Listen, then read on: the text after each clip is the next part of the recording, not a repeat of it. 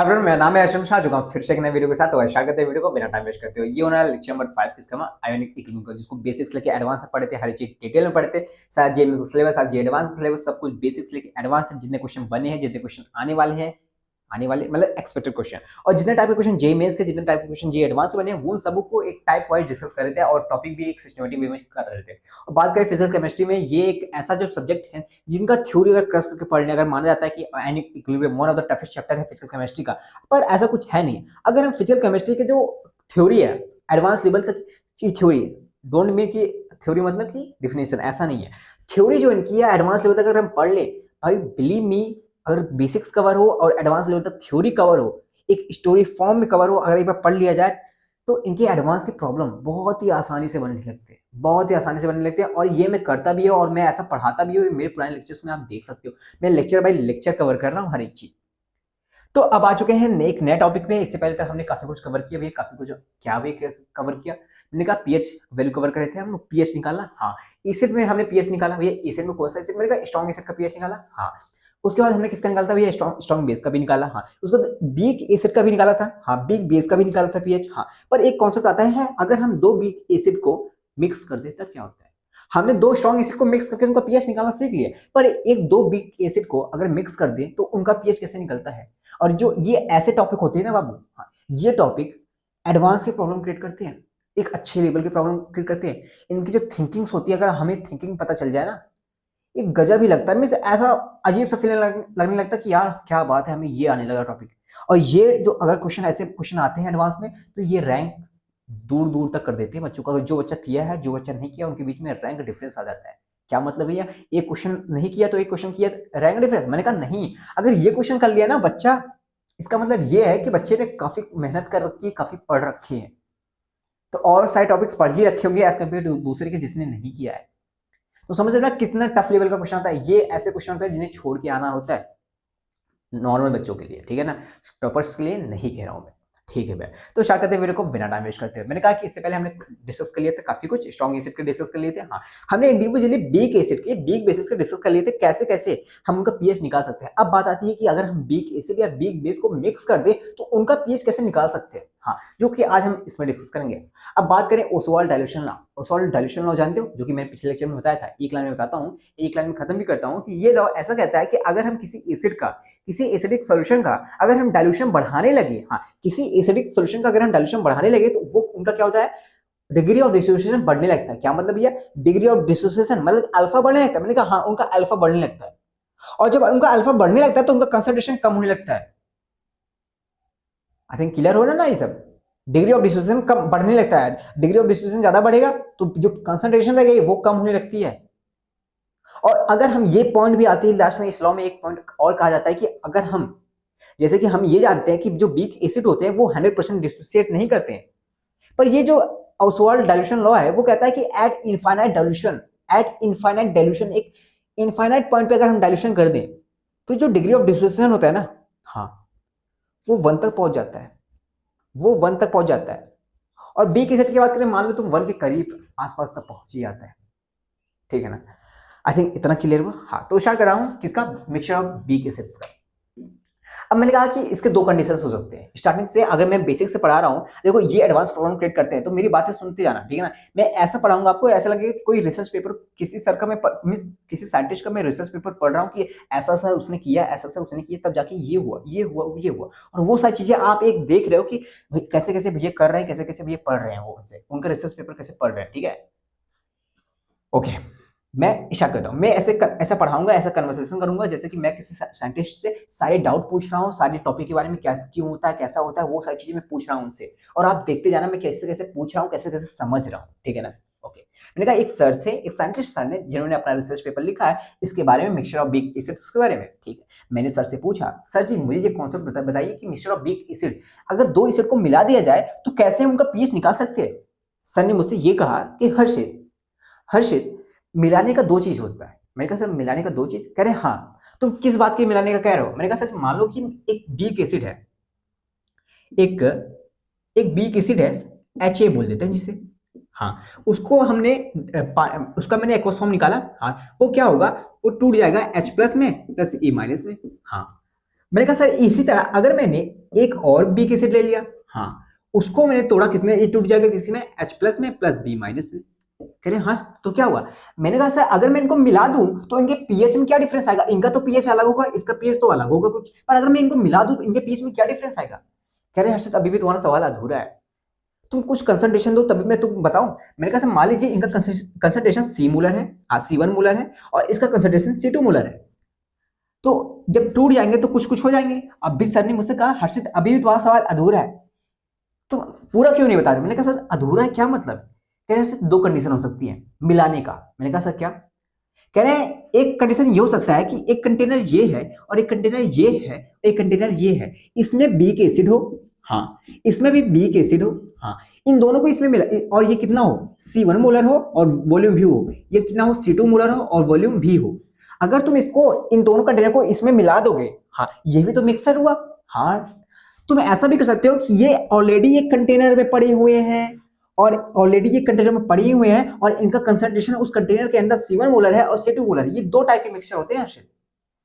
मैंने कहा सर क्या मतलब है, वही तो हुआ ना बात, उसी कंटेनर में तो जा रहा है। कह रहे हैं नहीं हर्षित मेरी बात सुनो, यहाँ पे वॉल्यूम अब फिक्स हो चुका है, वॉल्यूम यहाँ पे फिक्स है, यहाँ पे तुम कंटेनर के अंदर की बातें कर रहे हो, तुमने जो कंसंट्रेशन बताया ये कंटेनर के अंदर की है, एक कंटेनर में पहले से ये एसिड पड़ा है, ये एसिड पड़ा है, हाँ, मैंने कहा सर ठीक है तो क्या हुआ, कह रहे ये पहले से पड़े हैं, इनका कंसंट्रेशन C1 मोलर है, इनका कंसंट्रेशन C2 मोलर है, पर यहाँ पे क्या होगा, ये जो C1 मोलर है और ये जो C2 मोलर है ये कंटेनर के बाहर के है, पर इनका जो कंटेनर में डालोगे तो इनका कंसंट्रेशन, इनके H प्लस का कंसंट्रेशन बदल जाएगा। और ये बात कितनी बात मैं तुम्हें बता चुका हूं हर्षित। मैंने कहा सर हाँ ठीक है पर थोड़ा सा क्यों समझाओ, यहाँ पे नहीं बदला, यहाँ पे क्यों बदल जा रहा है। कह रहे हैं हर्षित सिंपल सी बात ये है कि ये पहले से एग्जिस्ट कर रहे हैं इसमें और तुमने इसमें बताया कि इसका सी मोलर है, और ये जब तुम ऐड करोगे ना हर्षित, हाँ, तो इनका वॉल्यूम डबल हो जाएगा, इनका वॉल्यूम डबल, कंसंट्रेशन क्या होता है, मोल्स बाय वॉल्यूम होता है, और वॉल्यूम अगर डबल हो जाएगा, हाँ, तो कंसंट्रेशन हाफ हो जाएगी, जो पहले कंसंट्रेशन थी। और इंडिविजुअली अब बात करेंगे इसमें डालने के बाद अगर बात करेंगे कि इस एसिड का कंसंट्रेशन कितना है, वो हाफ हो जाएगा हर्षित, और उसी तरह इसमें भी भाई। मैंने कहा हाँ बात तो सही, पर इसमें क्या कह रहे हैं, इसमें यही रहेगा अगर तुम इतना लिए हो, ठीक है ना। तो दो केसेस बन सकते हैं, आई थिंक क्लियर हुआ, सर ने मुझे भी बताया आपको बता दिया मैंने, ठीक है ना। हाँ चलो ठीक है, तो मैंने कहा सर ठीक है। कह रहे हैं तुम कौन सा पूछ रहे हो, पहले ये बताओ किसका बताओ। मैंने कहा सर इसका बता दीजिए, फिर इसका भी बता दीजिएगा। कह रहे हैं चालाक बन रहे हो ना, चलो ठीक है मैं इसका बताता हूँ, ठीक है ना। अब मैं सर से ये वाला पूछा और आपको भी ये वाला समझना है, ठीक है, ये बहुत आसान है, ये समझा दूंगा तो ये बहुत आसान हो जाएगा, ओके। हाँ ये रिकॉर्ड तो रहे ना, 8 मिनट।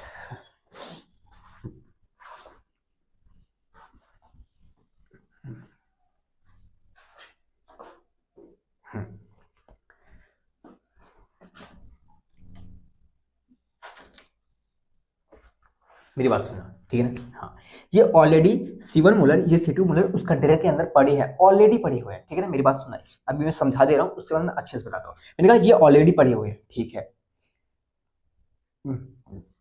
और मैं तुम्हें बताया था कि अगर बीक एसिड दिया गया हो उनके हमें डिसोसिएशन, डिसोसिएशन जो अल्फा होता है, डिग्री ऑफ डिसोसिएशन जो अल्फा होता है, वो हमें पता नहीं होता है कि ये बीक एसिड पानी में जाने के बाद कितना टूटेगा, ये हमें पता नहीं होता जनरली। तो भैया क्या होता है, मैंने कहा इसको पता लगाने के लिए क्वेश्चन वाले जो हमारे एग्जामिनर होते हैं वो हमें देते हैं एक वैल्यू, वो वैल्यू होती है के ए की वैल्यू। हाँ इनके जो इक्विलिब्रियम है, इनके इक्विलिब्रियम कांस्टेंट की वैल्यू देते हैं, कहते हैं इसकी मदद से तुम अल्फा निकाल लो खुद।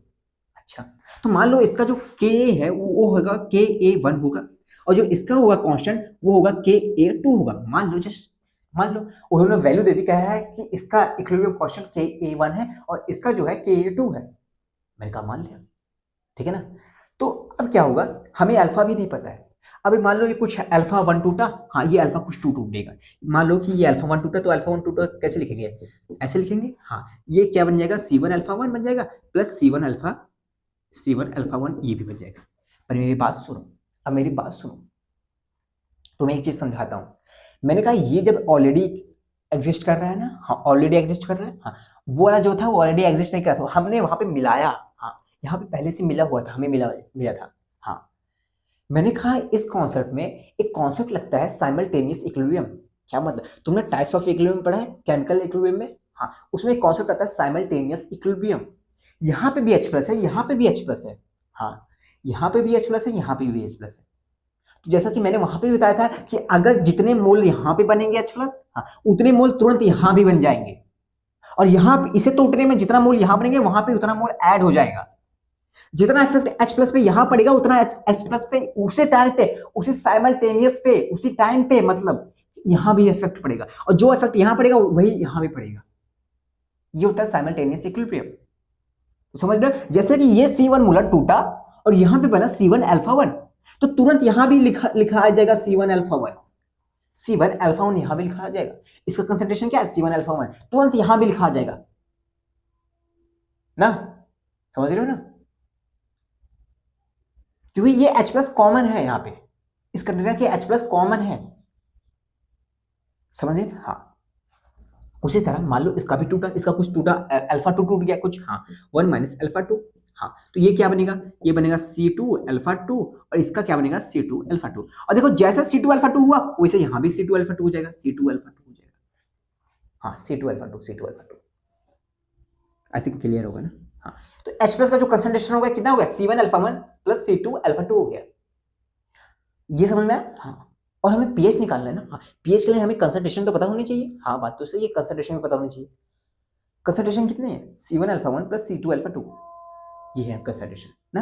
हाँ तो टोटल जो एसिडिक H प्लस का, H प्लस है कितने एसिड्स के, जितने भी एसिड्स है, जितने दो एसिड्स है, टोटल कितना है C1 alpha 1 plus C2 alpha 2, ये है, हाँ ये है ना, हाँ भैया ये है।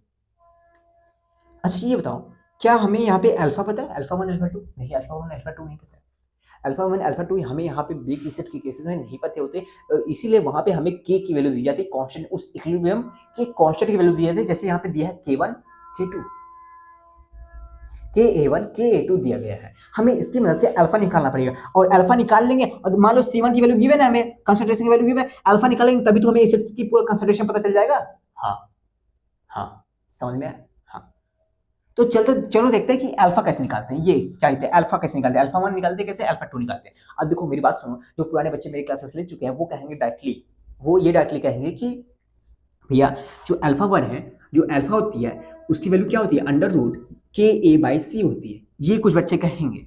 हाँ तो अल्फा 1 ऐसे निकाल देंगे Ka1/Cu1, अल्फा 2 ऐसे निकाल देंगे अंडर रूट Ka2/C2, ऐसे निकाल के बता देंगे, पर ये गलत होता है।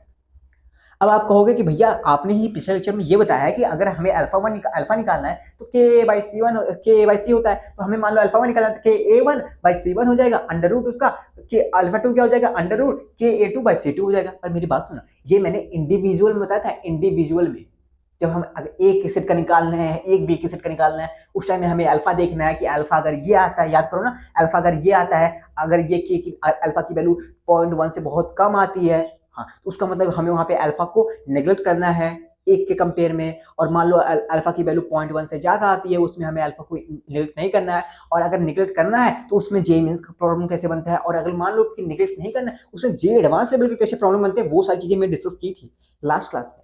पर वो इंडिविजुअली मैंने वीक एसिड की बात की थी, वीक बेस की बात की थी, पर यहाँ पे मिक्सचर है चल रहा है, तो क्या हो गया भैया, C1 अल्फा 1 C2 अल्फा 2, तो इसका तो यही तो हो जाएगा ना भैया, अगर हम अल्फा 1 की वैल्यू ये पुट करें तो तो यही तो हो जाएगा भैया, अंडर रूट यहाँ पे अल्फा 1 की वैल्यू ये पुट करोगे तो क्या हो जाएगा, K1 C1 और plus under root Ka2 C2, यही तो हो जाएगा।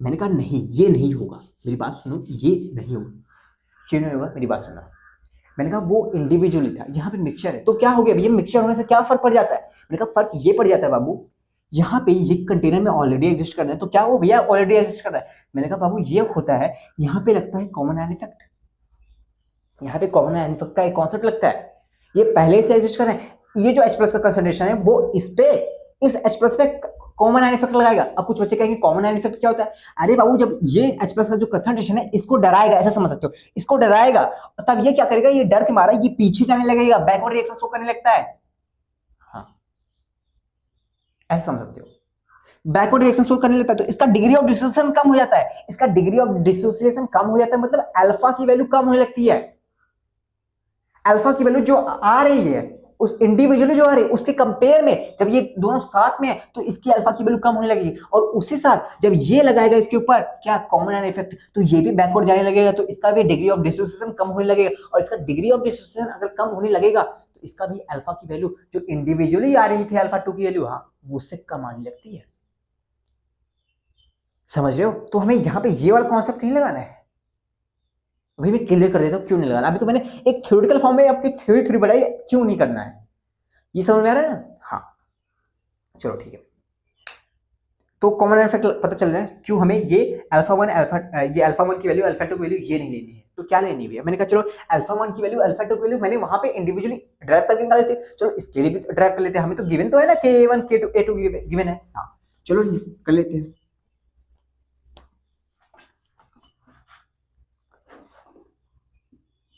जगह नहीं है यार बोर्ड में।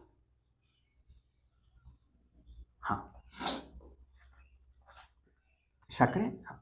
मैंने कहा इस रिएक्शन के लिए मुझे जो Ka1 है उसकी वो लिखो, इक्वेशन लिखो। तो इस रिएक्शन के लिए Ka1 इक्वल टू कैसे लिखोगे? कंसंट्रेशन ऑफ H प्लस, हाँ, कंसंट्रेशन ऑफ A माइनस, हाँ, अपॉन में कंसंट्रेशन ऑफ HA। कुछ ऐसे लिखोगे बाबू? हाँ भी ऐसे लिखेंगे। मैंने कहा कि अब क्या लिखोगे कुछ, तो कह रहे हैं H प्लस का जो कंसंट्रेशन है वो कितना है? C1 अल्फा 1, हाँ, C1 alpha 1 plus C2 alpha 2, और इनटू में कंसंट्रेशन ऑफ इसका A1 का C1 अपॉन में कंसंट्रेशन ऑफ इसका C1 1 माइनस अल्फा 1।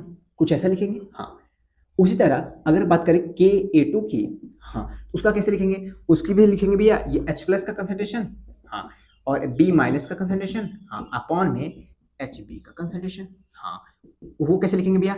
यहाँ पे भैया ये तो सेम है भैया, H प्लस का C1 alpha 1 plus C2 alpha 2, हाँ, और मल्टीप्लाई में क्या हो जाएगा? C2 अल्फा 2 अपॉन में C2 1 माइनस अल्फा 2, ये कितना हो जाएगा? Ka2 का आ जाएगा। हाँ ये मेरे पास दो इक्वेशन आ गए। हाँ अब क्या तुम यहाँ दो इक्वेशन से लेके निकाल के तुम अल्फा 1 अल्फा 2 की वैल्यू निकाल लोगे? तुम्हें Ka पता है, Ka1 पता है, तुम्हें C पता है, तुम्हें C2 पता है, C1 पता है, तुम्हें C2 पता है। हाँ तो सब कुछ देखो, इन सब इक्वेशन में कितने वेरिएबल्स? भैया सिर्फ दो वेरिएबल है, एक अल्फा 1 है, एक अल्फा 2 है ना, एक अल्फा 1 है यहाँ पे, एक अल्फा 2 है यहाँ पे, दो वेरिएबल है और दो इक्वेशन है, तो क्या सॉल्व निकलोगे? मैंने कहा नहीं, यहाँ पे तुमसे सॉल्व नहीं हुआ। मेरी बात सुनना, इसको थोड़ा सा और आसान करते हैं, तो डरना मत, मैं कर रहा हूँ आसान, मैं सॉल्व करके दिखा रहा हूँ, कैसे कैसे आएगा वो रिजल्ट में बताऊंगा। हाँ तो मैंने कहा C1 से C1 कट जाएगा, हाँ, यहाँ से C2 से C2 कट जाएगा। हाँ मैंने कहा, हाँ मैंने कहा मेरी बात सुनना, अल्फा तो 1 से कम ही होता है, अल्फा तो 1 ही से कम ही होता है ना। हाँ आपको क्वेश्चन होना चाहिए कि क्यों अल्फा 1 से कम होता है? हाँ कम तो होता है, पर क्या बताओ अल्फा 1 के आसपास हो, उसके बराबर ना हो, पर उससे थोड़ा सा कम हो। पर मैंने कहा बाबू अल्फा 1 से कम होता है और ऊपर से कॉमन आयन इफेक्ट लग रहा है, इसकी वजह से अल्फा और ही कम हो जाता है। क्या मतलब? कॉमन आयन इफेक्ट लगने की वजह से अल्फा और कम हो जाता है। हाँ ओवरऑल हम अल्फा को यहाँ पे निगलेक्ट कर देते हैं, हम इस जगह पे अल्फा को निगलेक्ट कर देंगे। अच्छा भैया निगलेक्ट कर दो? हाँ हमने कहा 1 के कंपेयर में हम निगलेक्ट कर देते हैं, क्योंकि यहाँ पे कॉमन आयन इफेक्ट भी लग रहा है और अल्फा कम भी होता भी है, क्योंकि ये बीक एसिड भी है। हाँ बात सही है। तो हम यहाँ पे क्या करेंगे? अल्फा को निगलेक्ट करेंगे। हम क्या, अगर हम इसको निगलेक्ट करेंगे 1 माइनस अल्फा 1 को, तो यहाँ पे ओवरऑल क्या बच जाएगा? ये ओवरऑल पूरा नीचे वाला 1 हो जाएगा। हाँ ओवरऑल क्या हो जाएगा? ये 1 हो जाएगा। हाँ ओवरऑल ये क्या हो जाएगा? पूरा ये 1 हो जाएगा। अच्छे से क्लियर तो है ना कैमरे में? यार भाई साहब पानी पी लो।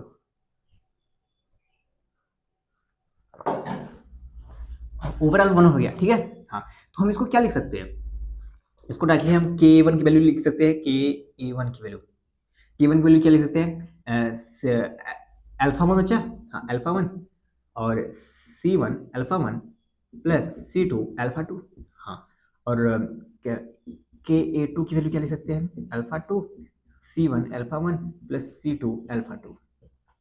अब हमारे दो इक्वेशन बने। हाँ हमने कहा ये दो इक्वेशन को सॉल्व करो और सॉल्व करके मुझे निकालो। मुझे ये पता है, मुझे C1 पता है और मुझे C2 पता है, सिर्फ बचा क्या है? अल्फा 1 और अल्फा 2, हमें ये नहीं पता है। हमारे पास दो इक्वेशन है, इक्वेशन नंबर 1, इक्वेशन नंबर 2। अब यहाँ से अल्फा 1 सॉल्व करो, मैं थोड़ा सा इरेज कर रहा हूँ अब यहाँ पे साइड में, ठीक है ना।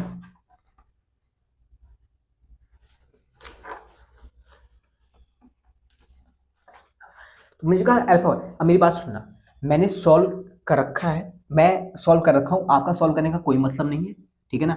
मैं डायरेक्टली बताता हूँ अल्फा 1 की, यहाँ से सॉल्व करने के बाद अल्फा 1 क्या आता है, वही मेन चीज है, ठीक है ना। अल्फा 1 क्या आता है, मैंने कहा जब सॉल्व करोगे ना अल्फा 1, हाँ, तो अल्फा 1 आ जाएगा के ए वन अपॉन में अंडर रूट के ए वन, हाँ, अपॉन में अंडर रूट के A one C one plus के ए टू सी टू, ये आ जाता है। और उसी तरह जब अल्फा 2 निकाल लोगे तो के ए टू अपॉन में सेम के A one C one plus के ए टू सी टू, ये आ जाता है। आई थिंक क्लियर हुआ। ये अल्फा 1 और अल्फा 2 तुम्हें क्लियर हो रहा है कि ये अल्फा 1 हमने इस दो इक्वेशन से निकाल के ऐसे निकाला, सॉल्व किया। अब सॉल्व करने, आप जब सॉल्व करोगे तो यही आएगा, ठीक है ना। तो हमें यहाँ पे याद करने वाला दो फॉर्मूले मिल गया कि इसका अल्फा 1 की वैल्यू क्या है, के ए वन अपॉन में अंडर रूट के A one C one plus के ए टू सी टू, ये हमें वैल्यू यहाँ पे याद रखनी है। अब मेरी बात सुनो, सिंपल सा चीज है, हमें अगर अल्फा 1 निकालना है, हाँ, तो अल्फा 1 निकालना है पहले रिएक्शन का क्या होगा, के ए वन गिवन है, हाँ, अपॉन में ये रखना है के A one C one plus के ए टू सी टू, उसको अंडर रूट कर देना है। थोड़ा सा बार बार अभी मैं बार बार लिखवाऊंगा क्योंकि बहुत सारी जरूरत पड़ेगी, तो आपको अपने आप याद होगी, चिंता की बात नहीं है, ठीक है ना। तो ये आराम से हो जाएगा। हाँ, मैंने कहा हमें दो फॉर्मूले पता चल गए, अल्फा 1 और अल्फा 2 कैसे निकालनी है। हाँ, तो यहाँ पे देखो अल्फा 1 और वहां पे क्या होता है, ये अब हम मिक्सचर में निकालना है तो अल्फा 1 और अल्फा 2 ऐसे आ रहा है। हम अगर इंडिविजुअली निकाले तो कैसे आ रहा था, K A one by C one under root में आया था, K A two by C two under root में। तो ये अल्फा 1 इंडिविजुअली ऐसे आ रहा था और इंडिविजुअली ऐसे आ रहा है, पर अगर हम इन दोनों को मिक्स कर देंगे कुछ ऐसा आ रहा है बाबू, कुछ ऐसा आ रहा है, ठीक है ना, कुछ ऐसा रहा है। एक टाइप का क्वेश्चन अभी फ्रेम होना बन गया कि अल्फा 1 अल्फा 2 का आते हैं। हाँ, हमें ये पता चल गया। हाँ, क्वेश्चन पूछता है कि बता दो मुझे रेशियो बता दो अल्फा 1 और अल्फा 2 का। जब इनका रेशियो लोगे अल्फा 1 और अल्फा 2 का, एक ये मेंस लेवल में एक ऑब्जेक्टिव क्वेश्चन बनता है कि अगर अल्फा 1 और अल्फा 2 के रेशियो लोगे तो जब इनका रेशियो लोगे अपन बाबू तो ये और ये कट जाएगा, तो बचेगा क्या, के ए वन बाई के ए टू। बस सिंपल सी चीज ही बनती है, ठीक है ना। ये बस हमें अल्फा 1 पता चल गया, अल्फा 2 पता चल गया, इनका रेशियो पता चल गया। हाँ, तो ये सॉल्व हो गया। हाँ, मेरी बात सुनो, अब मैं इसको इरेज कर रहा हूं इधर वाला।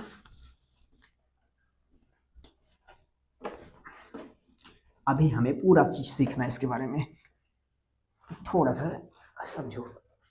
हमें ये पता चल गया, हमें अल्फा 1 और अल्फा 2 पता चल गया, पर हमें मेरा मेन मकसद क्या था, हमारा भैया मेन मकसद ये था कि एसिड का वो कंसंट्रेशन निकालना ताकि हम उसका पीएच निकाल लें ना। हाँ, तो मैंने कहा कि एसिड का H प्लस का जो एसिड है उसका कंसंट्रेशन, हाँ, जो कि C1 alpha 1 plus C2 alpha 2 था। हाँ भैया, मैंने कहा C1 क्या है, मैंने कहा C1 है। हाँ, अल्फा 1 की वैल्यू पुट करो तो क्या हो जाएगा, के ए वन और ये C1, हाँ, अपॉन में अंडर रूट के A one C one plus के ए टू सी टू, ठीक है ना। हाँ, प्लस में के A to C to upon में अंडर रूट के A one C one plus के ए टू सी टू, ये हो जाएगा। हाँ, अब इसको सॉल्व करने के बाद अगर इसको सॉल्व करोगे तो H प्लस एसिड क्या आ जाएगा, अब इसको सॉल्व करना तो आता ही तुम्हें, क्या हो जाएगा, अंडर रूट में के A one C one plus के ए टू सी टू, ये आ जाएगा। तो हमें क्या मिल गया, हमें H प्लस का एसिड का मिल गया, हमें एसिड का H प्लस मिल गया भैया, ये H प्लस कंसंट्रेशन मिल गया। अब इसको हम पीएच की वैल्यू में पुट कर देंगे। पीएच की वैल्यू क्या होती है, पीएच की value minus log concentration of H plus होती है। हम इसको पुट कर देंगे तो हमें पीएच वैल्यू मिल जाएगी। हाँ, पर अभी रुको, बल्कि ये तुम्हें इतना समझ में है ना, के A one C one plus के ए टू सी टू। अब देखो, अब तुम्हें यहाँ पे ये देखना है, अब यहाँ तक सॉल्व हो गया। हाँ, मैंने कहा ये बाबू ये एक फॉर्मूला बन गया, ठीक है, इसको तुम याद कर लेना, ठीक है ना, इसको तुम याद कर लेना।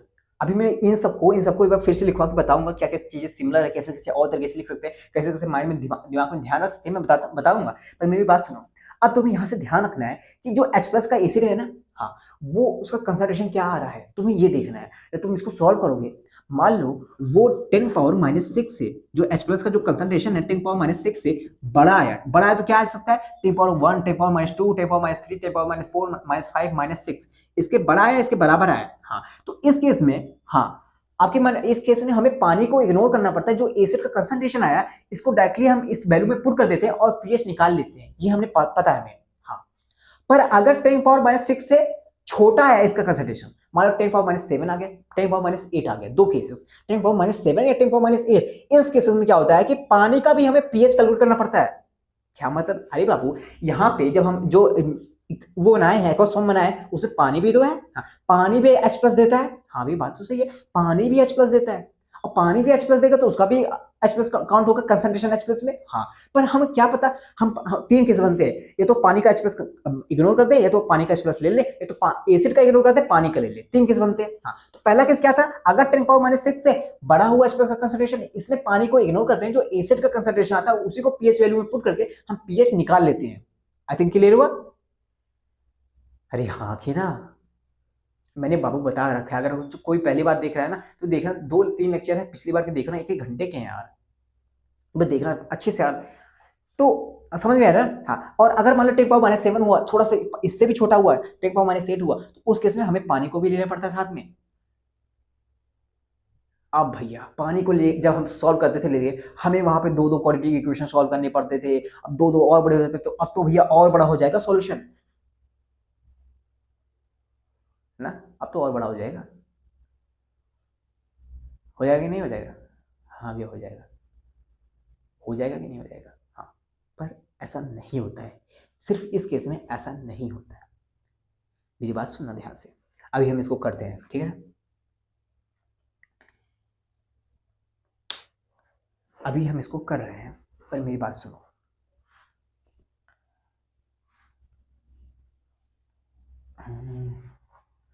थोड़ा सा मैं इसको इरेज करके फिर से सब कुछ लिख दूं ना। हाँ, मैं फिर से लिख रहा हूँ, अब जो मेन चीज है उसको लिख, उसके आगे समझा रहा हूँ, ठीक है ना? इसको तुम लिखे रहना है इतना लाइन से, ठीक है ना? तो अभी तक हमने क्या क्या देखा कि अगर हमें अल्फा 1 निकालना है, अल्फा 1 उसकी वैल्यू क्या जाती है भैया, अल्फा 1 की Ka1 अपॉन में under root Ka1C1 plus Ka2C2 आ जाती थी। हाँ, अल्फा 2 की वैल्यू Ka2 अपॉन में अंडर रूट Ka1C1 ये आ जाती थी। अल्फा 1 अल्फा 2 की रेशियो क्या जाता था भैया, Ka1/Ka2 आ जाता है। हाँ, ये आ जाता था। हाँ, और अभी हमें क्या पता चला, जो एसिड का H प्लस है कंसंट्रेशन, वो क्या जा रहा है, वो आ जा रहा है Ka1C1 प्लस Ka2C2। अगर दो एसिड है, दो वीक एसिड है, तो ये सब आ रहा है, ठीक है ना? हाँ, मेरी बात सुनो, अगर मैंने 3 एसिड कर दिए या 4 एसिड मिला दिए, हाँ, mixture of 4 acid, 4 weak acid ले लिए, तो उस केस में क्या होगा भैया, यहाँ पे अगर हम जनरल फॉर्मूला लिखें तो देख रहे हो ना, अल्फा को अगर आई माने, अल्फा 1 को हम आई मान लें, तो जनरल फॉर्मूला में तो हम क्या लिख सकते हैं, Ka अपॉन में समीशन ऑफ KAICI ना। हाँ, कुछ सिंपल से देखो, KAI के अगर हमें अल्फा 1 निकालना है एक का, Ka1 अपन K1 प्लस Ka2C2, अगर 2 है और मान लो 3 है तो प्लस Ka3C3 हो जाएगा। उसी तरह इसमें भी Ka3C3 हो जाएगा। और मान लो 4 है और मान लो अल्फा 3 निकालना, हमें 4 एसिड है उसमें पड़े हुए और अल्फा 3 निकालना, तो क्या हो जाएगा, Ka3 अपॉन में Ka1C1 plus Ka2C2 plus Ka3C3 plus Ka4C4 हो जाएगा। तो सिमिलर से एक पैटर्न नहीं दिख रहा है? हाँ, तो ऐसे लिख सकते हैं। हाँ, तो अल्फा आई को ऐसे लिख सकते हैं, और इसको H प्लस को क्या लिख सकते हैं, H प्लस को लिख सकते हैं अंडर रूट में KAICI, कुछ ऐसा लिख सकते हैं। हाँ, जनरल फॉर्म में, तो तुम्हें पता चल गया ना। हाँ, ये तो क्लियर होगा ना, ये जो फॉर्मूले हैं हमें एडवांस में काम आते हैं, डायरेक्टली काम हो सकते हैं, डायरेक्टली अगर आपको अच्छे से पैटर्न पता है और आपको थ्योरी पता है कि क्या क्या हमें इग्नोर करना है, कैसे कैसे करना है, क्या क्या चीजें करना है, क्या क्या चीजें सोचना है, तो आराम से हो सकती है। ये समझ में आ रहा है? हाँ, बस इतना समझ में आ रहा है, इसको लिख लेना, इसको तुम तुरंत लिखो, इसको तुम तुरंत लिखो, तुरंत लिखो, मैं इरेज कर रहा हूँ इसको, ठीक है ना? हाँ भैया, मैंने कहा कंटेनर है, एक मान लो कंटेनर है, कोई भी कंटेनर है, इसमें कुछ HA एसिड है, हाँ, HB एसिड है, हाँ, HC एसिड है, हाँ, 3 एसिड मैंने ले लिया। हाँ, ठीक है, 3 एसिड ले लिए, इसका कंसंट्रेशन C1 है, इसका कंसंट्रेशन C2 है और इसका कंसंट्रेशन C3 है, ठीक है। इसका कुछ वैल्यू गिवन है, Ka1 गिवन है, इसका Ka2 गिवन है और इसका Ka3 गिवन है, ठीक है, इतना गिवन है। हाँ, तो अब तुम क्या करोगे, यहाँ से अल्फा 1 निकालोगे, हाँ यहाँ से अल्फा 2 निकालोगे, यहाँ से अल्फा 3 निकालोगे इसकी मदद से, और उसके बाद तुम यहाँ से H प्लस का जो एसिड का कंसंट्रेशन होता है, एसिड का कंसंट्रेशन, हाँ तुम ये निकाल लोगे, ये निकालोगे, हाँ तुम एसिड का H प्लस का कंसंट्रेशन निकालोगे। पर मेरी बात सुनो, जो कि अभी मैं बता रहा था 10 पावर वाला, ठीक है, अगर H प्लस का कंसंट्रेशन बड़ा है 10 पावर -6 से और बराबर है, तो इस केस में हम पीएच वैल्यू कैसे निकालते हैं, एसिड को लेकर निकालते हैं। पर अगर H प्लस का कंसंट्रेशन छोटा है 10 पावर -6 से, यानी कि अगर 10 पावर -7 या 10 पावर -8 आएगा बाबू, तो उस केसेस में हमें क्या करना पड़ता है, वाटर प्लस एसिड दोनों से हमें पीएच निकालने पड़ते हैं। हाँ, और जब पानी से भी निकालना पड़ता है तो वो भी कॉमन इफेक्ट लगता है, तो उसका क्या हो जाता है, उसका क्या हो जाएगा, थोड़ा सा बड़ा हो जाता था अभी अगर आप पढ़े होगे ना। हाँ, पर इस केस में, बस इस केस में क्या करना पड़ता है, मेरी बात सुनो, हम इस केस में ये एक थोड़ा सा बेईमानी करते हैं, बेईमानी नहीं करते, थोड़ा सा रूल अप्लाई होता है। एक एसिड ये है, एक एसिड ये है, एक एसिड ये है, मान लो ये वाला केस हुआ, एग्जिस्ट हुआ, तो जिसमें दोनों निकालना पड़ेगा, हाँ पानी और एसिड से दोनों निकालना पड़ेगा। इसका था तो आराम से हम जो वैल्यू आ जाती है उसी को हम पीएच वैल्यू में पुट कर देते थे। अगर मान लो ये आ रहा है तो इसको पीएच में पुट करके निकाल लेते हैं। पर मान लो ये वाला केस आया 10 पावर -6 से भी छोटा आ गया इसका कंसंट्रेशन, तो उस केस में हमें पानी का भी कैलकुलेट करना पड़ेगा। हाँ, तो पानी का कैसे कैलकुलेट करेंगे, उसके लिए हमने ये सोचा है, ये भी एसिड है, बिग एसिड, ये भी बिग एसिड, ये भी बिग एसिड, इसका भी कुछ डिसोसिएट होगा, H प्लस देगा, ये भी कुछ H प्लस देगा, ये भी कुछ H प्लस देगा। हाँ, सबका पैटर्न तो ये है। हाँ, एक काम करते हैं ना, जो पानी है, हाँ उसको भी एक बीक एसिड जैसा मान लेते हैं ना, एक कंसिडर कर लेते हैं, ये भी एक बीक एसिड है, ये भी H प्लस देगा अपना। हाँ बात तो सही है, इसका भी कुछ C4 मोलर होगा, कुछ मोलर होगा। हाँ, इसका कुछ C4 मोलर कुछ होगा, कुछ टूटेगा, H प्लस कंसंट्रेशन कुछ बनाएगा अपना। हाँ, और जो इसका जो कांस्टेंट के होगा वो क्या होता है, वो कुछ होगा, के होगा, कुछ होगा। हाँ, के जो होगा इसका भी कुछ कांस्टेंट के होगा, अभी बता नहीं रहा हूं, कुछ होगा। हाँ, कुछ होगा कि नहीं होगा। हाँ, के डब्ल्यू,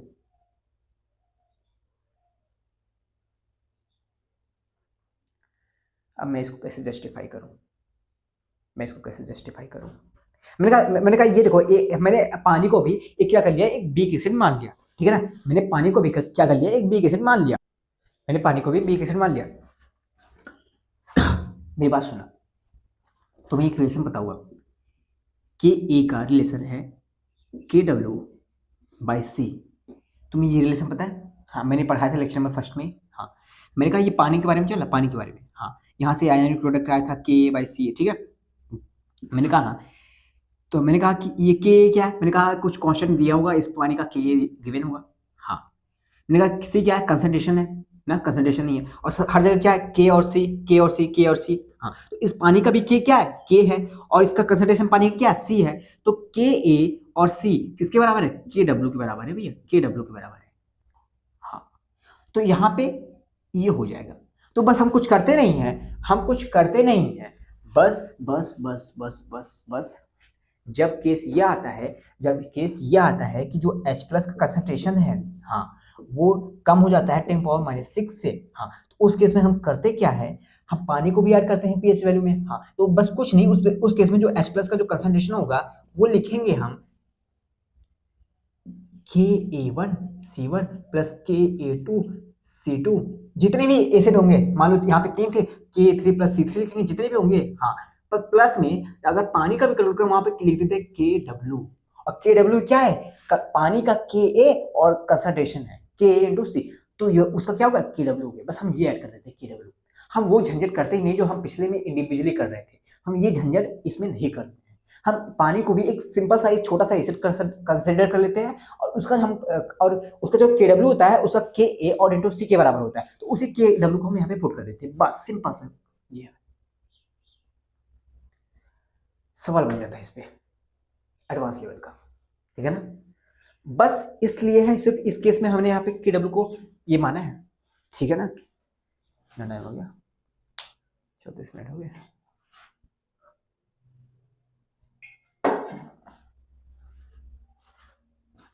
बस इसी केस में हमने ये माना है,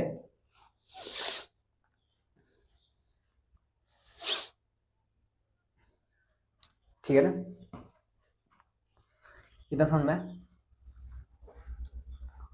फिर मिक्सचर ऑफ, मैंने आधा घंटा लगा दिया यार, ज़्यादा टाइम ले लिया, पर मैंने कोशिश किया हर एक एक्सप्लेनेशन देती है साथ में, ठीक है ना, हर एक चीज़ बेसिक से लेके एडवांस जो जो चीज़ ज़रूरत पड़ती है। अगर आपने मेरे लेक्चर पिछले के लेक्चर देखे हैं तो बहुत आसानी से क्लियर हो जाएगा आपको, ठीक है ना। तो ये सब पानी वाला, ये कंसंट्रेशन वाला तुमने, ये मेन चीज़ था, ये समझ में है? हाँ। और ये कैसे निकलता है? हाँ। और अल्फ़ा 1 अल्फ़ा 2 ये सब कैसे निकलता है? हाँ। ये अल्फ़ा का रेशियो, हाँ। हाँ है ना? हाँ। अगर तुम यहाँ तक पहुँच चुके हो, एक बार कमेंट कमेंट में डालना भैया कि यहाँ तक पहुँच गए, ठीक है ना? ताकि पता तो लगे कि तुमने यहाँ तक देखा है अच्छे से, तुम्हें समझ में आया है, ठीक है ना?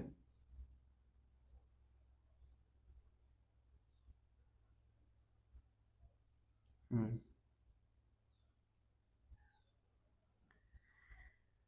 मैंने कहा चलो ठीक है, तुम्हें ये पता चल गया। हाँ, चलो कुछ क्वेश्चन फ्रेम करना सिखाते हैं, क्वेश्चन में कैसे क्वेश्चन बनते हैं, क्वेश्चन भी दिखा देते हैं तुम्हें।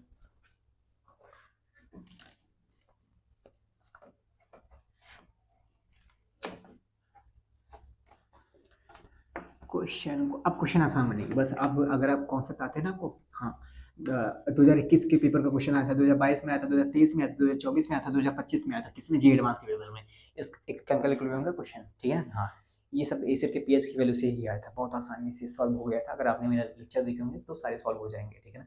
जी एडवांस का क्वेश्चन 2020 से लेके 2001 से लेके 2020 तक मैं डीपीपी में डालता हूँ डिस्क्रिप्शन में, और बाकी मैं कवर करा देता हूँ क्लासरूम में, ठीक है ना। हाँ, तो बाकी मैं क्वेश्चन प्रैक्टिस कराता हूँ एक बार, ध्यान से सुनना। हाँ, क्वेश्चन ये है कि पीएच कैलकुलेट करना है, और एक सोल्यूशन है, calculate the pH of the solution by mixing equal volume. Mix किया गया है इक्वल वॉल्यूम, हाँ मिक्स किया गया है, किया गया है। 3 कंटेनर थे, 2 कंटेनर उठा के 1 कंटेनर में डाले गए हैं, मिक्स किया गया है इक्वल वॉल्यूम। इक्वल वॉल्यूम मतलब वी वॉल्यूम का है, और मान लो एक एसिड है HOCl, हाँ, इसका जो कंसंट्रेशन है 0.02 मोलर है, ठीक है। और एक एसिड है CH3 COOH, इसका कंसंट्रेशन 0.2 मोलर है, हाँ ठीक है। इसको पानी में डाला गया है, हाँ। इसका जो Ka1 की वैल्यू है और इसकी जो Ka2 की वैल्यू है वो गिवन है कितना? 2 इंटू 10⁻⁻⁴, और इसका 2 इंटू 10⁻⁻⁵। हाँ, सॉल्यूशन के और लॉ की वैल्यू तो पता ही है। बाकी इतना हो गया, और हाँ, find the pH of the solution, कोई बात नहीं। मैंने कहा इतना पता है, हाँ इतना हमें पता ही है, ठीक है। मेरी बात सुनना, बोला गया था कंटेनर में कि इनको मिक्स किया गया है, ठीक है ना। हाँ, मिक्स किया गया है, हाँ मिक्स किया गया है, मिक्स किया गया है, हाँ। तो जो वहाँ पे कंसंट्रेशन, अब मिक्स किया गया है तो इनका कंसंट्रेशन चेंज हो जाएगा। वो ये मैं क्वेश्चन में ये बोला गया था कि जो कंटेनर में 2 कंटेनर डाल के एक कंटेनर में मिक्स किया गया है, हाँ 2 कंटेनर उठा के बी की सेट के उठा के एक कंटेनर में डाला गया है। अब यहाँ पे अब ये मिक्स हो जाएगा, अब इनका कंसंट्रेशन चेंज हो जाएगा। जो कंसंट्रेशन दिया गया था पहले, हाँ, अब इक्वल वॉल्यूम था, हाँ, तो इक्वल वॉल्यूम मतलब 2 ही वॉल्यूम हो जाएगा।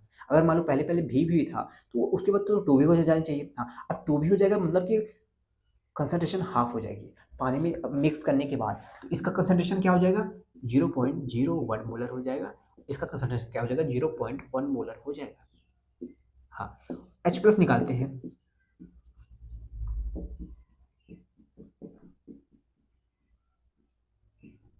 सिंपल से, हाँ, Ka1 कितना?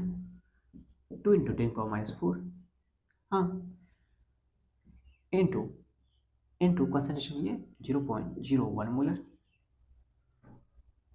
हाँ, प्लस में 2 इंटू 10⁻⁵ इंटू 0.1 मोलर।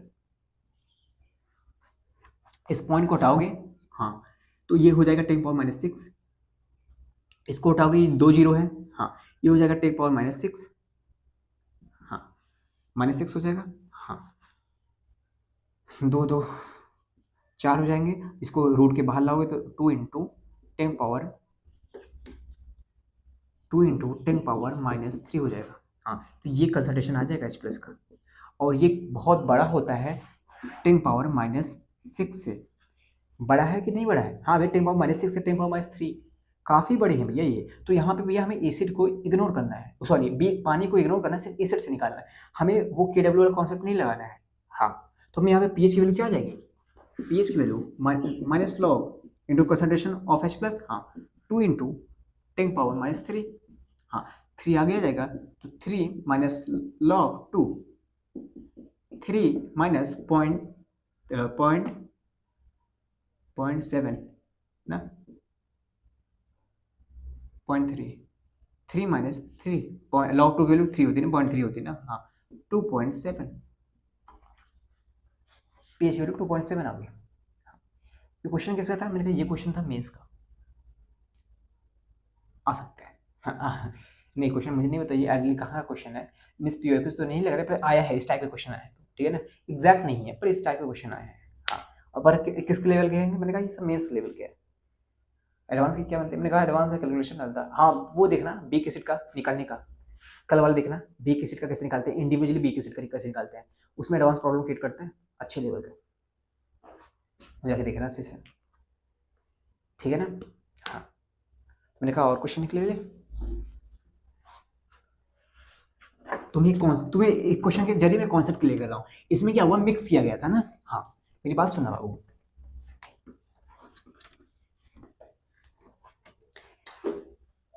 अब तुम्हें ये बताना है, तुम्हें बताना है ratio of degree of dissociation, α1 upon में α2 बताना है तुम्हें, ठीक है, डिग्री ऑफ डिसोसिएशन बताना है, ठीक है। बोला गया है कि कुछ C1 मोलर एक HA एसिड है, हाँ, और HB एसिड है, हाँ, और इसका Ka1 है, इसका Ka2 है, ठीक है। C1 molar C2 molar, C1 molar है, ये C2 मोलर है, ठीक। Concentration while they dissociate, when they dissociate separately, जब वो अलग अलग डिसोसिएट हो गया सेपरेटली, हाँ, जब वो अलग अलग डिसोसिएट हो गए, अलग अलग, इनको मिक्स नहीं किया गया, सेपरेटली डिसोसिएट। अब मतलब कि वो अब सेपरेटली नहीं, इसमें बोला है कि मिक्स नहीं हुए हैं, ठीक है ना। क्वेश्चन में ये है कि the ratio of degree of dissociation of this and this, हाँ, when they dissociate separately assuming both degree of dissociation much less than 1, इसका मतलब ये है ये सेपरेटली अपना अलग अलग डिसोसिएट हुए हैं, इनको प्लस नहीं किया गया है, और जो इनका अल्फा आया है, जो इनका अल्फा आया है, उनको हम रेशियो बता देते हैं, बस सिंपल सी चीज है। तो बस यही मैंने कहा, हाँ बस यही है। तो इसका अगर हमें α1 निकालना है और इसका हमें α2 निकालना है ना, और बोला गया है अल्फा बहुत छोटा है, मतलब एक से इग्नोर करना है, तो यहाँ पे जो क्या हो जाता था, यहाँ पे α1 की वैल्यू क्या आ जाती है, √Ka1/C1 हो जाती थी, α2 की वैल्यू क्या आ जाती थी, Ka2/C2 हो जाती थी। ये इंडिविजुअली था, मिक्स करने के बाद अगर मिक्स कर देते तो कॉमन इफेक्ट लगता, और कॉमन इफेक्ट लगता है तो कुछ अलग आता है, α1 α2, तो α1 तो ये है, हाँ। तो अगर इनका रेशियो लोगे α1/α2 लोगे तो क्या आ जाएगा, Ka1C2 अपॉन में Ka2C1 का अंडर रूट, ये आ जाता। अब थोड़ा सा वैल्यू पुट कर दो और वैल्यू पुट करके आंसर आ जाएगा, आंसर तो वही है, मतलब यही है, कोई वैल्यू नहीं है, ठीक है ना। तो एक क्वेश्चन ये बन गया फ्रेंड, ठीक है। तुम्हें एडवांस की प्रॉब्लम मैं देता हूँ, ठीक है ना, सिंपल से जैसे मैंने बताया ना वैसे वैसे है, तुम्हें DPP चेक करना पड़ेगा एक बार, ठीक है, वरना मैं नेक्स्ट क्लास में जरूर डिस्कस करूंगा। अभी एक क्वेश्चन और देखना, find out the ratio of degree of dissociation, तुम्हें α1 और α2 का डिग्री ऑफ डिसोसिएशन बताना है of 2 weak acid in a common container, एक कंटेनर में पहले से ही 2 weak acid in common container having a concentration of C1 molar and C2 molar respectively assuming alpha is very less than 1। पहले से बोला गया है 2 वीक एसिड पड़े हुए हैं उसके अंदर, तुम्हें α1 और α2 का रेशियो बताना है, बस सिंपल चीज है, α1 और α2 का रेशियो बताना है, अगर पहले से पड़े हुए हैं, हाँ, K1/K2 हो जाता था, बस खत्म, सवाल ही खत्म पढ़ते हुए। अब बात करते हैं, मैंने वही चीज बता दी ना, मैंने मिक्सचर ऑफ किसका बताया, मिक्सचर ऑफ बिग एसिड्स का बताया, हाँ भैया। अब बिग बेसिस क्या होता है, मैंने कहा सिंपल सा चीज है, सब चीज वही है। अगर मान लो इसमें α1 लिखना हो तो क्या लिखेंगे, अब उसमें पीएच था, इसमें क्या होगा, POH होगा, बस। अब POH हमें पीएच निकालना तो इसका रिलेशन क्या होता है, ये रिलेशन होता है POH + pH = 14, ये रिलेशन होता है। पर सिंपल चीज है उसका मेथड जो बिग एसिड का था, बिग बेस का, पूरा सिंपल सा सेम सेम है। तो इसमें क्या होगा, अल्फा वन अगर लिखो, अल्फा वन कैसे लिखोगे भैया, इसमें अल्फा वन, हाँ, के बी, अब इसमें उसमें के था, इसमें के बी होगा क्योंकि बेस का है ना, हाँ, के बी वन अपॉन, मान लो दो एसिड है, मान लो दो एसिड है कंटेनर में, उसके अंदर निकाल रहा हूँ, हाँ, तो क्या हो जाएगा, K B one C one plus K B two C two under root, हाँ, अल्फा टू, हाँ, के बी टू अपॉन में under root K B one C one plus K B two C two, हाँ भैया, alpha one और alpha two का ratio K B one upon में K B to ना, हाँ भैया। और भैया जब कंसंट्रेशन ऑफ H प्लस का, कंसंट्रेशन ऑफ H प्लस, हाँ, K B one C one plus K B two C two, हाँ, सिंपल सी चीज है, हाँ। अब मान लो इसमें भी अगर सॉरी इसमें OH माइनस का था ना, OH माइनस होगा ना इसमें, हाँ, अब तुम यहाँ से POH निकाल लोगे, हाँ भैया, माइनस लॉग और इसे पुट कर दोगे यहाँ पे कंसंट्रेशन H प्लस का, सॉरी OH माइनस का, हाँ भैया, और अब तुम्हें पीओच पता चलेगा, तुम पीएच आराम से निकाल लोगे, हाँ भैया। मान लो यहाँ पे जो OH आया, OH माइनस का जो कंसंट्रेशन आया, हाँ, वो बहुत छोटा आया, 10 पावर माइनस 6 से, मतलब 10 पावर माइनस 7 हो जाएगा या 10 पावर माइनस 8 हो जाएगा, दो केस हो सकते हैं, हाँ भैया। तो इस केस में क्या करना है, बस वही, कुछ नहीं, जो ये है वहां पे KW लिख देना है, बस, सिंपल सी चीज है, वही चीज समय समझा है, वही चीज फिर से अप्लाई होगी। आई होप इतना आपको समझ में आया है, और समझ में आया तो प्लीज कमेंट करना जरूर बताना कि कंटेंट कैसा था और एक्सप्लेनेशन कैसा लगा, ठीक है,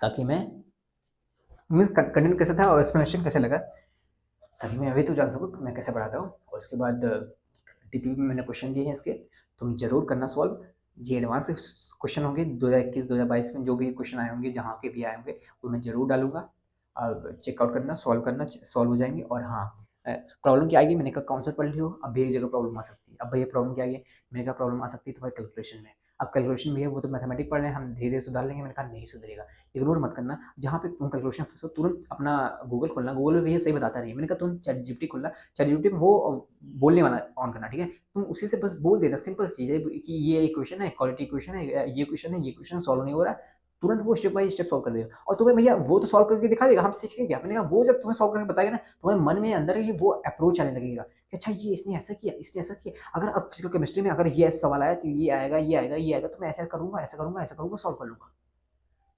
पर हाँ, थोड़ा सा खुद मेहनत करना जरूर, ठीक है ना, रिवाइज करना जरूर, लेक्चर ना समझ के बाद फिर से जरूर देखना। मिलता है नेक्स्ट वीडियो में, देखिए बाय बाय, टेक केयर, पढ़ते रहना, लिखते रहना, बहुत ही डिटेल में पढ़ाऊंगा आगे के लेक्चर्स को, ठीक है ना।